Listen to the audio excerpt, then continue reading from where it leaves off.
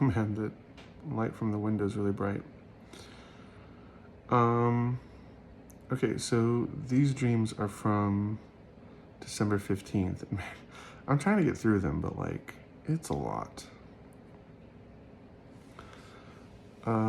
Let's see. It was like a Disneyland thing. I think I was in the car, and there was this like little girl. I don't mean young. I mean she was like shorter than me. So I think that might be Lindsey again. And she had these like holes in her head. I don't think they went through, but I think they were like pockets, or like somebody had pecked out. So I think that's like spiritual warfare that she's failing at or struggling at. And I don't mean failing like she's doing a bad job, but it's just there's a terrifying amount of spiritual warfare, and if she doesn't know to pray to Jesus, and if she doesn't understand that Jesus is God, she could be in for a world of hurt. And so she could turn her head like all the way to the like till it was like looking behind her, and then all the way back. And so I think she was stretching and starting to like come into her spiritual self, but there's still a ways to go. But it was like good news, but also we're seeing like the bigger picture now. Okay, and again, I'm telling you what I'm dreaming. I'm not trying to push a reality. I'm hoping for a reality. I'm hoping that there's a future, and I'm seeing and I'm believing that we are a family in the future. However, she has every right to make her decisions and to do what she wants, and God is in charge of my happiness and my life and my future spouse. So no matter what, I wish her the best. And if come January 1st, I will be asking God what's next and waiting for him to reply. I won't try to push an idea on him.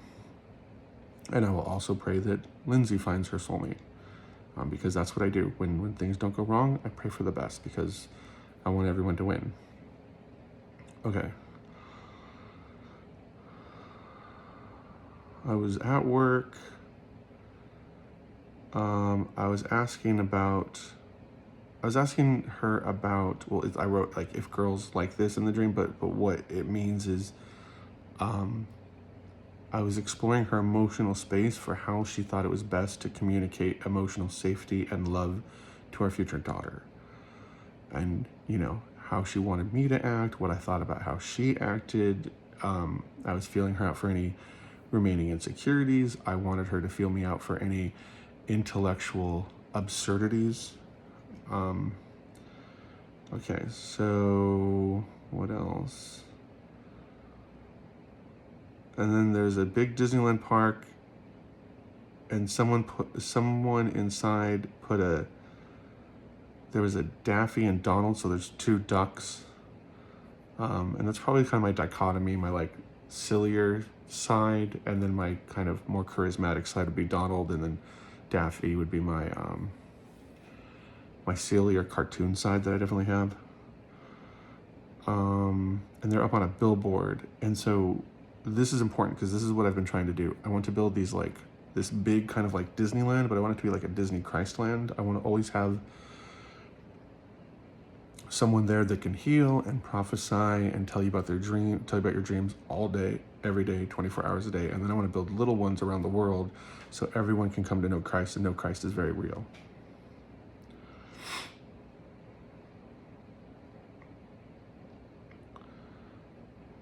Yeah, if you see them, you win a prize. So it means like, you get to this Disney Christland type area and do amazing things. And amazing things will ensue. Okay. Oh, and it was one of my best friends, Jeff, explaining that. So I think he's finally involved because he obviously want to work for me. This one was weird. I was thinking about Brett Cooper from the Daily Wire, and I was praying for her husband. Oh yeah, because this is before she was married. Because I used to pray for Brett Cooper to find a husband. And what's cool is she actually like talked about meeting him 1 to 2 months after. So that was really cool. And I do that a lot for people I'm definitely have a heart for. And like, I thought Brett Cooper's just adorable, loving, charming. And I was like, I'm going to pray that she gets a husband. And then she met him, and it looks like they're working out really well. Okay, I was praying for her because I didn't want her to be single. Not in a bad way. I'm not saying being single is bad, but I felt a calling upon her to have a spiritual wholeness life. And I felt that a good spiritual man would complement her, and they would complement each other, and they would bond and have a great, like, bounding union. Okay. I didn't want her to be single. I saw a short girl with a white shirt. It was kind of like a video game shirt. And then I remember, like, I think the girl was going through, she was really young. I think she was, 14 or something. And then, so my gift of prophecy and all my gifts are kind of growing. I've offered Brett and her husband and her brother the 9 gifts of the Holy Spirit. And so I don't think Brett will take it right away, because I think it's just too weird. And I think there's a weird insecurity that might start to creep up, it's almost like wires, old wires and new wires, and whenever they cross, they're intertwined but not well. They spark off each other. There's an internal contradiction because there's a spiritual thread that's being fed by the enemy. I don't want to say it's such a lame way, but the enemy, he planted this line within her circuitry, and he just left it there, and he's not touching it, because if he touched it, she'd figure it out and pray it away or therapy it away or work it away. But it's it's intertwined between her 2 other things. So she knows she's a good person, and she knows she has a lot to offer. And there's this third one that goes but what if, but you are. And then it's you are, and then doubt, and then but imperfect, and then bad. So the code in her is it just sits there, and it lets itself short circuit, and she doesn't understand that it's bad code. So I hope I'm not spilling all your dirty laundry, Brett. But then as she sees on the TV that I am healing, and the Rebecca who I work with is prophesying and giving words, she'll start to trust it and be okay with it. And I think her husband won't really have a problem with it, but I think he'll see this video and wait for her to kind of chill and accept it and work on and move through it, and then come into it. So I think 3, 6, 9 months. Not I'm trying to hedge my bet, but if she really wanted it, she could have it that early. If she takes her time, it'll be 6 months. And then if she's kind of lazy and just whatever, I'll get to it when I get to it, it'll be 9. And then I think at 12, the husband will be hey, this seems pretty cool.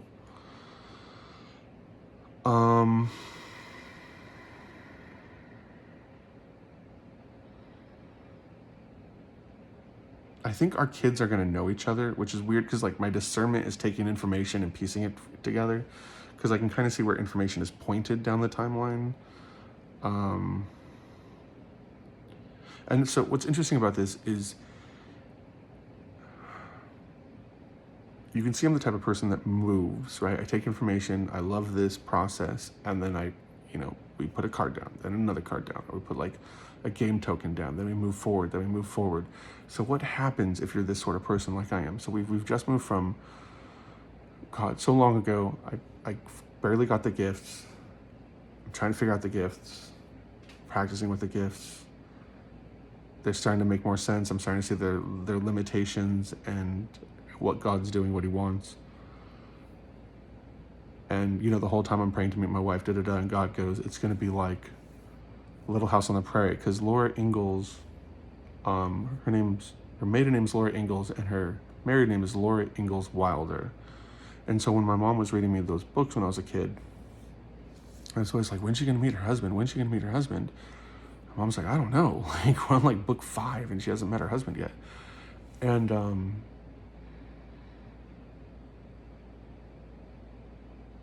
I remember praying to God. I was God, I'm like 40, like when? I'm 42, when? And praying and praying and praying. And so like a year and a half ago, he was like, you can start working out for like the body you want for your wedding. And then he goes, don't worry, it'll happen really fast.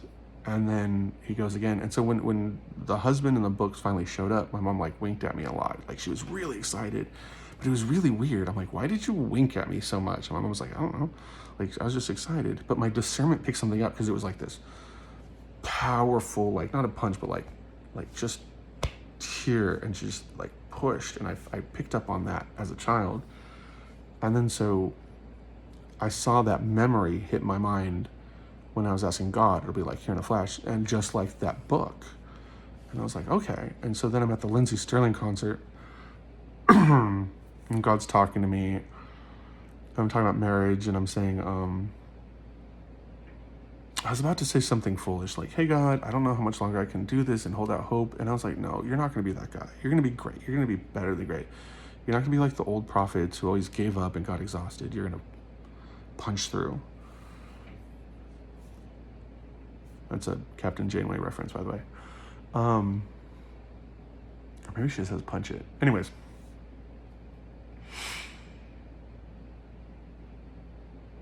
I tell God, no matter what, make sure the story has a great ending, because like I've spent my whole life being okay suffering. Not that I've suffered compared to other people. We're not having that conversation, but like being alone, going on this journey, being alone, going on this journey, like trusting God, working on gifts when everyone thought I was crazy, following this weird sense of north, this like stream of gravity I felt throughout my soul my entire life. Just, I think if I go this way, I hate trains. And in the meantime, like I saw Lindsey, and I have a rule whenever I find someone like really attractive in like a romantic way or sexual way, because I want to be a one-woman man, like I don't pursue other women I find sexually attractive. I pray for them. I pray they know God, they have a peaceful life, they have a great life, they find a great husband. And so I started doing that for Lindsey. I was like, hey, make sure she has a great husband, make sure she has a great life. And then I was like, man, and I kind of felt an angel say like, what do you want? And I was like, athletes are pretty cool. There's like a Korean martial art champion that I thought was cute, maybe someone like that. Someone Japanese is older. I was like, but all cultures are kind of the same in many ways, like one culture to the other. They're kind of great, but what do I want? Yeah, actors are great, but really actors wear the skin that the script writers write for them. So wouldn't you rather have a script writer, because they're the real imagination? I was like, oh, I grew up near Hollywood. Actors are great, but like, I'd like to be with someone who aspires to be intellectual and productive as much as they desire to be charismatic on the screen and popular. And I was like, I'd like to have someone that's does production, that understands art, that is creative, that puts her creations into work and emotions, that does something, that cares, that tries, that works at what she wants. And then there's this line in The Kingsman, sorry, I've told this story before, but where he says, are you a princess? I've always wanted to kiss a princess. And so then I heard the angel go, well, could you? And then he stopped. Like someone showed up, and then he moved, and there was a new angel. I think it was like another factor of 4. I don't understand how the ranking systems work, but I understand like 4, like kind of like a cube order. So like instead of a number, it's like a plane is a 2-dimensional creature, a 2-dimensional thing, and then a cube is a 3-dimensional. He was like a factor of 4.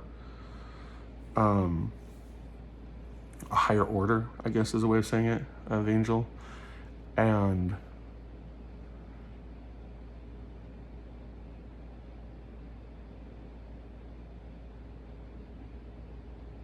for the scholars, I wonder if 4 isn't just the number of suffering. I wonder if it's also the number of higher order. If you get through the suffering, you can pursue and kind of is to punish, to push and move So suffering, so then we move into a higher order. We can move reality as we suffer our will, suffer our selves to pursue and push forward, to make new connections and thrive in new ways and create new goodness for the benevolency of all mankind as we pursue the higher order, like traveling to space, maybe. And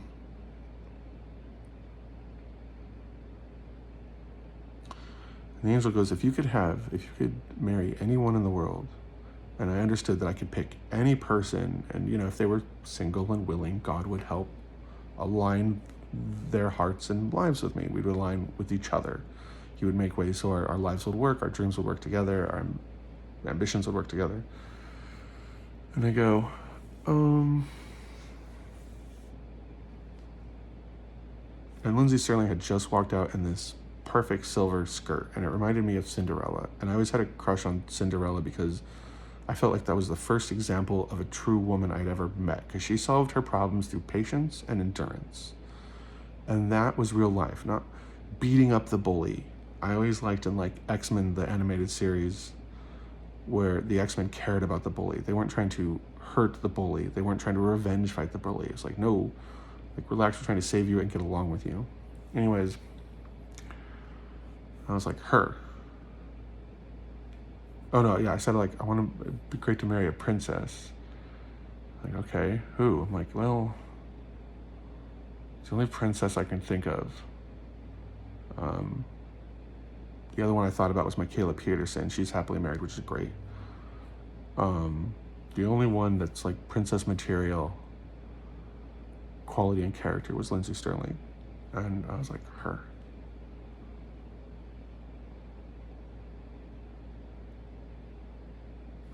Anyways, oh yeah, so we move, so it's interesting because we go from me getting gifts, me not having gifts, me getting gifts, trying them out, working them out, interacting with them, learning their minutia, growing them, training, trying, learning, working, failing, learning, and come to Lindsey, a payout, things are starting to produce yield. And now we're at the even future where it looks like it's almost like I'm so confident that Lindsey will get a hold of me in the next 35 hours that we're talking about what comes next now. We've moved on from me and her to family. So we see our children. Wow, I can feel something's happening. So I don't know if she's seeing this video or something, but wow, it's definitely a but now me and Brett's family know each other. And so that's very cool. And if that doesn't happen, that's great. I'm not going to be perfect at this. I'm not trying to be perfect. I'm just moving forward. What else do we got?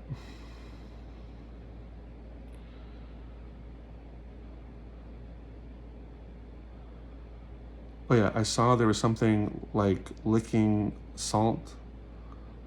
Salt, how animals will lick a salt rock. And then a trail, and then it was a moose or reindeer, because I think I was getting focused. So I brought a deer home with me. Oh yeah, so I think that was Lindsey. So Lindsey finally confided in me and came over to my emotional space. I'm feeling something again.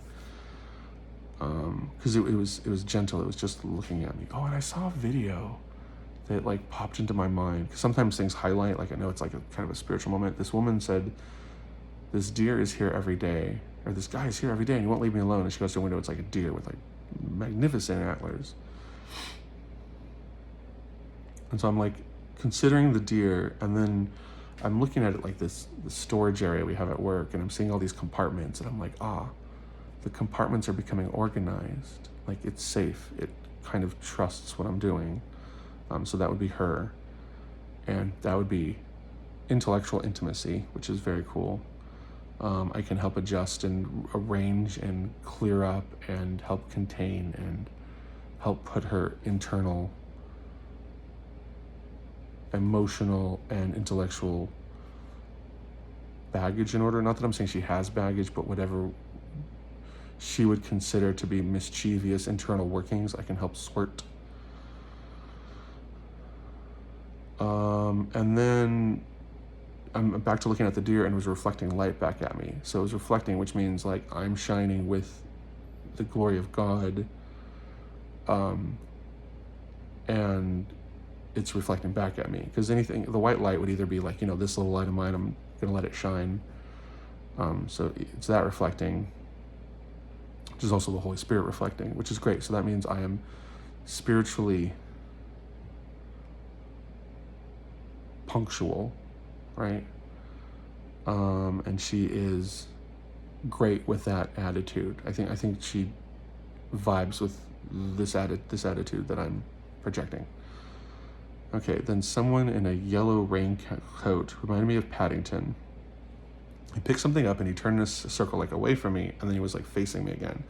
And so I felt that was like my childhood dream is finally like stopped. Like I don't have to chase it anymore. It stopped. It's considering things. It's turning around and handing me like the token, like, okay, we did it. You're in charge now. We don't have to follow this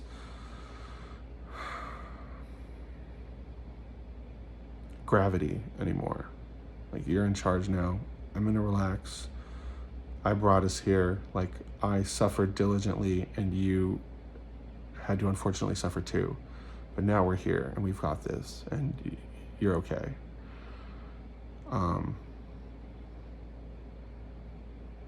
Yeah, I wrote, we acknowledge each other at this destination, don't we? We're here together finally, aren't we not? We can finally start to rest now, can't we? Finally take a nap. So yeah, it's been emotionally strenuous at times. Okay, next thing. It took me a second, but I felt this one. I feel like it might, oh yeah, I was recording. I feel like my gift of prophecy has gone way up. So I felt this one. It was like everything's coming together. Like, yeah, the face of the deer, the face of the storage area, everything was nice and in order. I think this was the point in my life where everything's finally in order, clean, together, and working out. So we're gonna see. But no matter what, I love this. Thank you for being a part of my journey. I will let you know what happens. We'll see. My roommate Dalton was sitting on the floor where I was at work during our third break. So like the last break before it's time to go. So do you see kind of the words that are coming out as I read these dreams? Like, it really seems like this is all going to take together. Like, she'll get a hold of me within the next 30 hours. So I feel like once it's New Year's Day, it's not Christmas anymore. And what God said was, you will walk and talk with Lindsey, look towards Christmas. You will walk and talk with Lindsey, look towards Christmas.